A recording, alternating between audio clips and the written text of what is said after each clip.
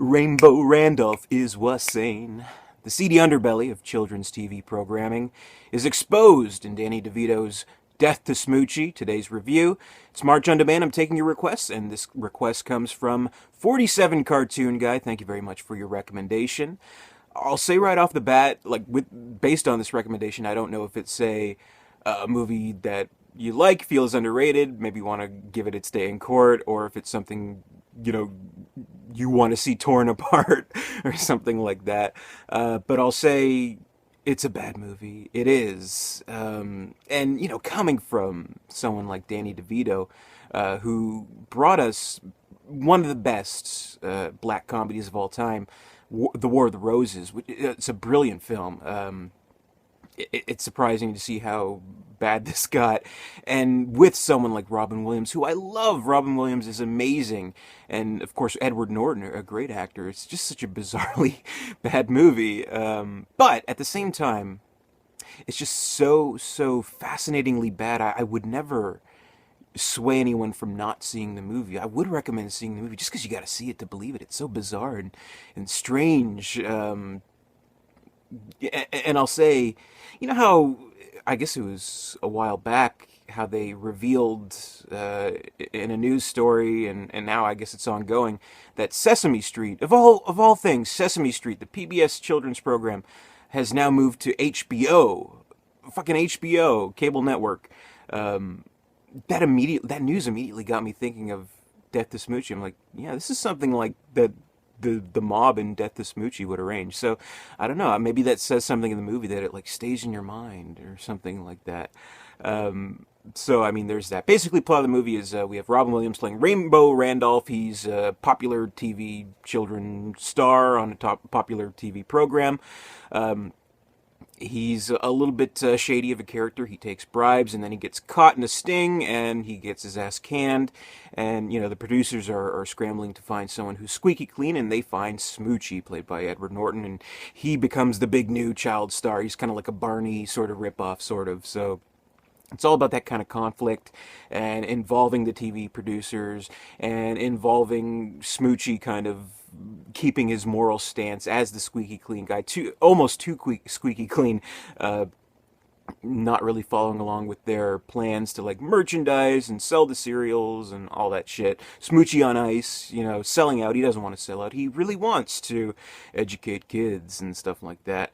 And the mob is involved, the Irish mob, and meanwhile Rainbow Randolph is having a complete breakdown and trying to get revenge on Smoochy, and then all this shit happens. And I remember being very excited for the movie when it first came out, and I remember watching the trailer and visiting the website. It had a really cool promotional website that I don't know is still active right now, but maybe it is, in the Wayback Machine, where you could visit Rainbow Randolph's website, and it looks normal on the surface, but then you see something crossed out, I'm gonna kill that fucking rhino or whatever like that, and that really intrigued me. And this was from a period of time, 2002, which I mentioned before in my review of 1 Hour Photo. This was the year of Robin Williams's trifecta of dark performances. So he had 1 Hour Photo, he had Insomnia, where he played that serial killer going up against Al Pacino, and of course he had Death to Smoochy, where he plays this insane children's TV star who has a nervous breakdown and is foul mouthed and all that silly stuff.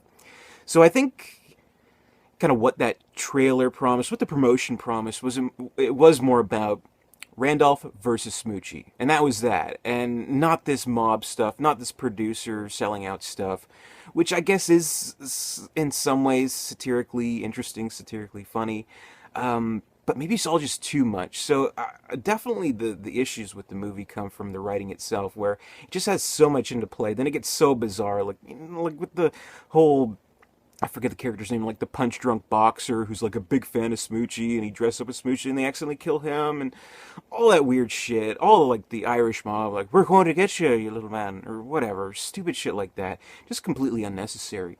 Because you look at Robin Williams' scenes, and you look at those specific scenes where he's trying to get his revenge on Smoochy, for instance, one really good scene is where he replaces the bag of cookies that Smoochy's going to give to all the kids, and he gives him penis-shaped cookies, and, there's a scene where he pulls it out, and he's like, oh, it's a rocket ship, kids. Wee. Then he comes out, it's not a rocket ship, it's a cock, you stupid rhino, and whatever.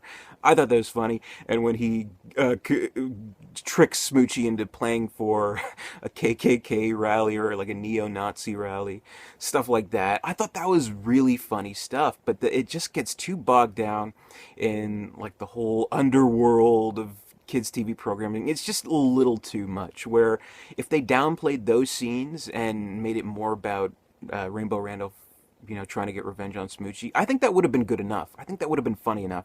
Sometimes simple is funny. It's a simple concept that I was hoping for going into the movie originally, but it just had a little bit too much. And I love Danny DeVito, and I love that he has a role in the movie. I love that he directed the movie, of course. I'm not sure if he wrote it as well, if he had some writing parts in it, but, whatever. But it's definitely a bad movie. It is. And it's kind of almost become this side joke, this punchline, basically.